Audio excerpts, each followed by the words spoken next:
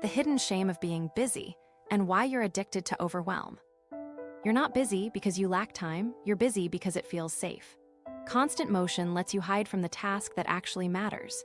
You know the cycle: tab surfing, micro tasks that dread the second you stop. And the shame when you're not maxed out, that's the hook that keeps you spinning.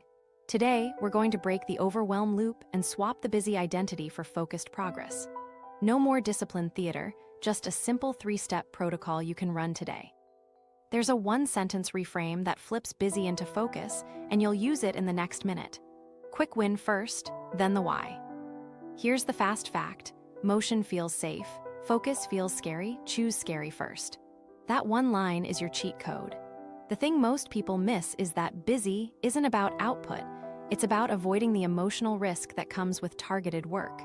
So we do 10 low-impact tasks for the dopamine drip and avoid the one outcome that matters. Let me show you the busy identity swap in one move. Instead of asking, "How much did I do?" ask, "What moved the needle?" We're shifting worth from effort to outcome.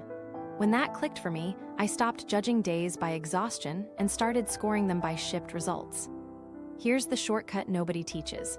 Replace your 12-item to-do list with one concrete outcome sentence for your next block. Outcomes are what you can show. Tasks are what you can do forever without finishing anything. Tasks like work on project keep you safe. Outcomes like draft the intro paragraph put a finish line on the field. Try it now. Micro exercise. Write your single outcome for the next 60 minutes. Use this fill in the blank. In the next 60 minutes, I will produce tangible thing. Examples. Draft the intro paragraph for the proposal. Outline 3 bullet points for the slide deck and write the first slide. Clean the dataset columns and export a CSV ready for analysis. Notice how each is visible, checkable, and concrete. Vague outcomes like work on project, do research, or get ahead are just motion in disguise. The brain loves that because switching between easy items gives quick hits of progress. But per task switching research, Mayer, Evans, and Rubinstein, every context shift taxes your attention and slows you down. So we cut the switches and raise clarity. Immediate win: commit to one block now, defer everything else. You don't need a perfect plan, you need a wall. Say out loud, "For the next 60 minutes, my only job is your outcome." Put your phone in another room, close all tabs except the one you need, and write the first ugly line. Actually, let me back up. Start ugly on purpose. Lower the quality bar so momentum can carry you. Common mistake: smuggling in extra steps like, "I'll just check email quickly." That's motion creeping back. If you remember nothing else, remember this line: outcomes, not optics. Now here's why your brain fights this and how we'll beat it. Roadmap and expectations. What's coming and why it matters. Here's the plan so you know exactly where we're going and why it helps right now. We're moving in 3 parts: identity, fears, protocol. First, identity. We'll dismantle the busy persona that equates worth with exhaustion. You'll inventory the low-value motion habits that eat your day and build an anti-to-do list to cut or batch them. The payoff: clearer days and more real progress with less drama. Second, fears. We'll uncover the 3 fears busy is hiding: failure, being unimportant, and stillness. Then we'll shame-proof each one with fast, practical tools you can run in minutes. Once you nail this, everything else clicks because you won't need willpower to start. Third, protocol. You'll get the daily 3-step overwhelm loop breaker. Reset your nervous system, define one outcome, and schedule restoration. We'll add constraints that create freedom, purge busy triggers at the source, and rebuild your identity around shipping outcomes, not sounding slammed. Timing rhythm is simple. Action first, then the theory that makes the action easier, then another action. Every section answers the anchor question: how does this help me right now? You'll get quick wins you can run immediately, plus scripts like, "For the next 60 minutes, my only job is X." At the end, you'll have a loop breaker you can run daily, even on chaotic days. You'll know how to reduce inputs, constrain options, and elevate single target clarity so you stop stalling and start moving the needle. And yes, there's a secret step that makes all of this 10x easier. We'll hit it when we tackle stillness. Let's start by dismantling the busy identity that keeps you spinning so the rest of the system has room to work. Deconstructing the busy identity. If motion feels safe and focus feels scary, then busy is the armor you wear to avoid risk. Let's take that armor apart. There are two kinds of effort: focus and motion. Focus is high risk, high reward. It exposes your thinking, creates a real deliverable, and can be judged. Motion is low risk, low reward. It keeps you in activity, creates optics, and rarely moves the needle. Most of us confuse the two and then wonder why the days feel full and the results feel thin. Here's the thing most people miss: busyness becomes part of your worth equation. We learn early that exhaustion gets praise. You're slammed, must be important. So we chase the look of effort to protect our identity. If the day fails, we can say, "I worked so hard." That's safety. But it's also the trap. The more you optimize for appearing maxed out, the more you avoid the single action that would actually change something. Why this sticks is simple reinforcement. Every time you check a box, you get a tiny hit of progress. That's the dopamine drip I mentioned. Task switching pumps novelty, so your brain feels productive while you're actually cycling through shallow work. Meanwhile, the one thing that matters keeps gathering emotional charge, which raises avoidance, which pushes you into more motion. That loop eats weeks. Let me show you exactly how to spot it. Do a quick inventory of your last 7 days. Open your calendar or planner. Highlight activities that produced visible outputs a stakeholder could see: draft sent, analysis exported, feature shipped, client updated with decision. Now highlight the activities that were pure motion: status pings, tab surfing, reorganizing tools, reading without capturing an output, meetings without clear decisions, just checking messages. Be honest. If it didn't create a concrete asset or decision, it's motion.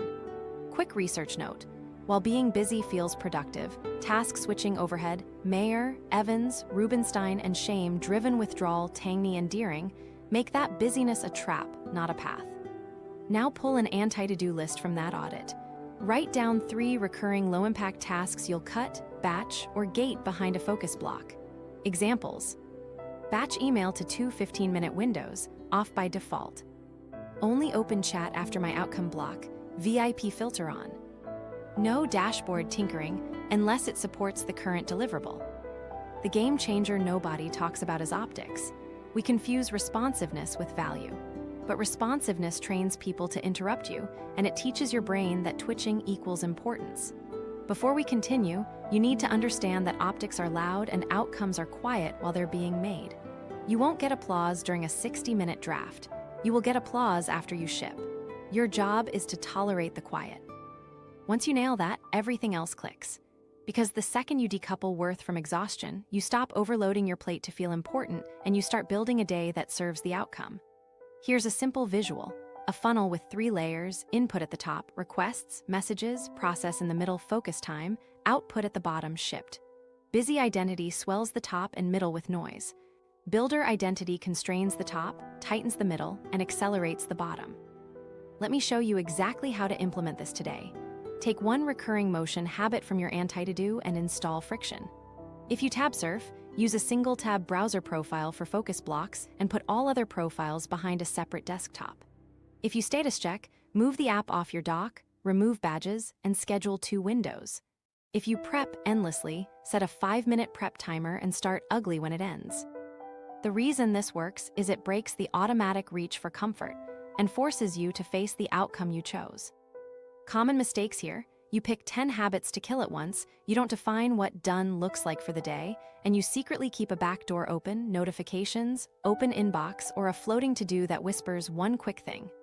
Don't do what I did the first time and try to win through tool hacks. Tools help, but identity drives behavior. Say the checkpoint mantra out loud: outcome over optics. Micro story: last week, a client spent 2 hours preparing a report they feared sending. We swapped prep for a 1-sentence outcome: send a version 0.1 with 3 bullet insights. They cut their dashboard time by half, wrote an ugly first pass in 20 minutes, and shipped. The difference wasn't talent. It was deleting the motion that made them feel safe. If busy is armor, what fear is it covering? That's what we'll expose next. Because when you name the fear, you can neutralize it in minutes instead of drowning in activity all day. The 3 fears busyness hides. Now that we've named busy as armor, let's lift the visor and look at what it's protecting. 3 fears drive most overwhelm: fear of failure, fear of being unimportant, and fear of stillness.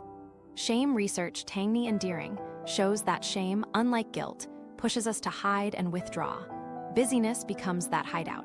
Name yours and you'll see why motion feels safer than the work that moves the needle. First, fear of failure. Focus exposes you.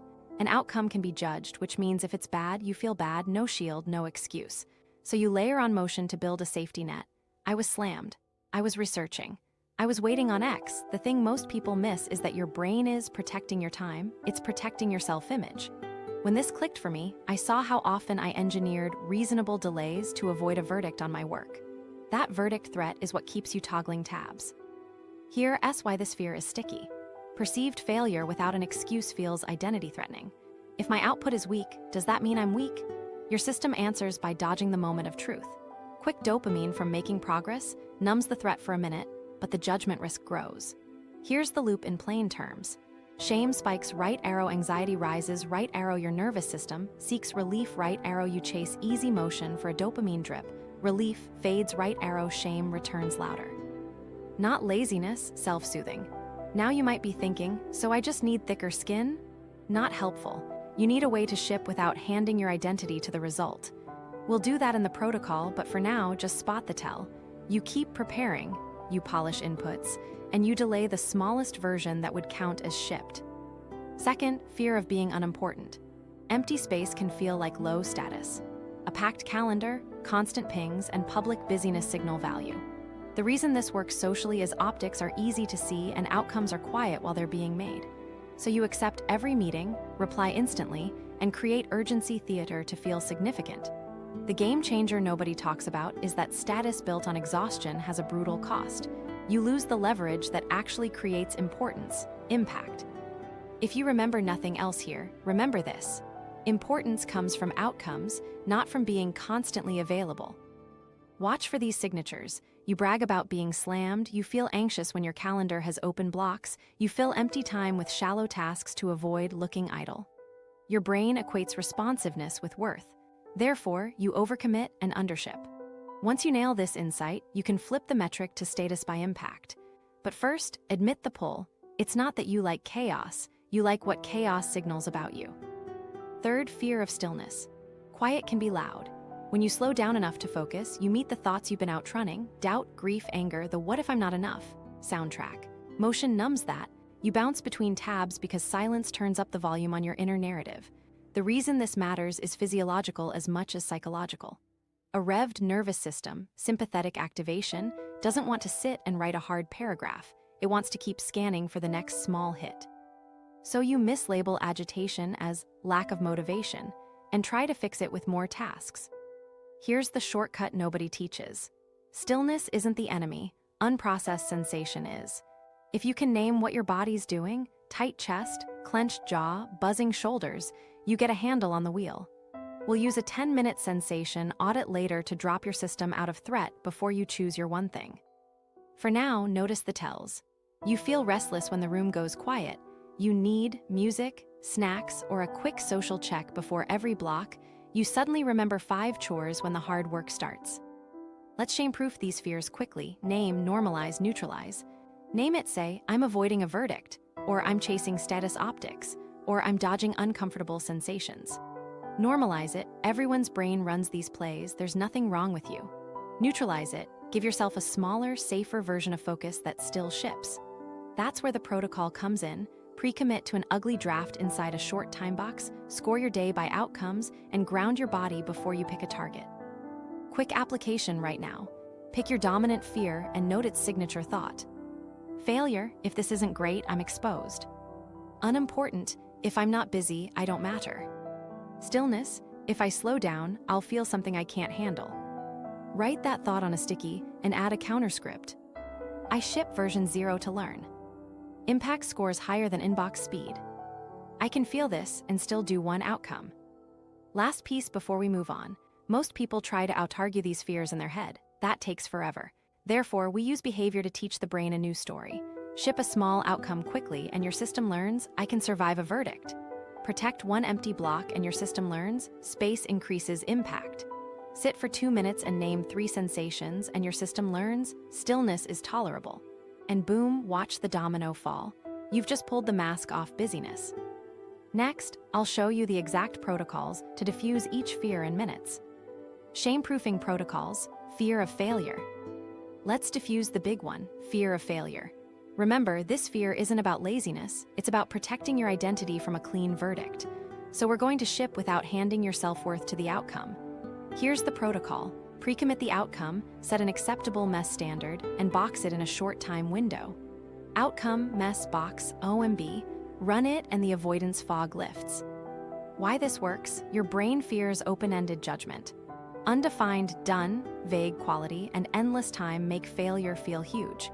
OMB shrinks the target, lowers the stakes, and gives your system a finish line. Start with outcome. State one visible deliverable you can show, not work on chapter, but draft 250 words for the chapter's opening. Not research options, but collect 3 citations and paste them into a doc. If someone asked, "What did you ship?" you'd have a thing, not a story.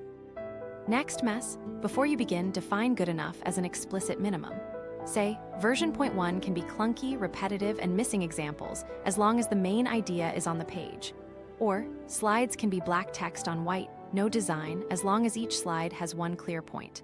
Lower the bar on purpose. The thing most people miss is they try to sneak perfection in through the side door. We slam that door shut by agreeing up front that ugly is acceptable. Then box. Use a short time box, 15 to 25 minutes to start.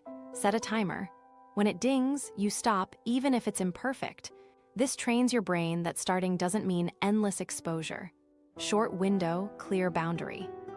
Let me show you exactly how to run OMB in the next block you do. Script this aloud. Outcome, 1 ugly draft email asking for feedback on feature X mess. Typos allowed, 2 paragraphs max, 1 question at the end. Box, 20 minutes. Then hit start and write the first bad sentence immediately. You'll feel the urge to polish while writing. Don't. Write through the mess. The reason this works is it separates creating from judging. Judging is a different session. Common mistakes to watch: perfection setup, undefined finish line, and hidden extra steps. Perfection setup looks like opening design tools, choosing fonts, or reformatting citations before any words exist. If you catch yourself setting up, ask, does this directly create the outcome? If not, defer it. Undefined finish line sounds like, I'll make progress. Progress is not a finish line. Force a noun, draft, list, outline, snippet, decision. Hidden extra steps are traps like, I'll just find the perfect source first. That's 2 outcomes disguised as 1, split them. First outcome, collect 3 leads. Second outcome, draft summary from 1 lead. Here's a micro story. A student of mine kept delaying a proposal because it has to be tight. We changed the setup. Outcome was a 1-page version 0.1 with 3 bullets, mess allowed cliches and placeholders, box was 25 minutes. They wrote TK wherever they got stuck, kept typing, and shipped the page to themselves. The next day, polishing took 30 minutes because the hard part, starting under risk, was done. The difference was lowering the bar before the timer, not during. Quick win you can do today: publish a version 0.1 to yourself or a buddy. Pick something you're avoiding, run OMB, and send the messy draft with this line. This is V1, looking for clarity only, not polish. That sentence protects your identity and focuses the feedback. You'll get signal without the sting. Let me add a practical guardrail. The first 2 lines rule. Before starting the timer, write 2 permission lines at the top of your doc. This draft can be bad, clarity beats polish. My job is to finish the block, not the project. Reading those out loud flips your nervous system from performance to practice. If you remember nothing else from this protocol, remember this: don't raise the bar mid-sprint. Now, once you can ship V1, the next evolution is the 2-pass system. Create fast, then critique fast. Pass 1, 20 minutes creation only. Pass 2, 10 minutes fix only. Separate hats, separate timers. This prevents the inner editor from hijacking momentum and calling it quality. Last piece, define done before done. Decide ahead of time what qualifies as done for today. Example, done equals 250 words drafted and sent to a folder called V1. When that box is checked, you stop. Ending clean preserves trust with yourself. That trust, not motivation, is what lets you show up tomorrow without dread. You've just shame-proofed failure by shrinking the verdict and increasing output. Next, we'll take on the status fear, the one that confuses responsiveness with real value, and replace it with a metric that actually makes you important. Shame-proofing protocols, fear of being unimportant,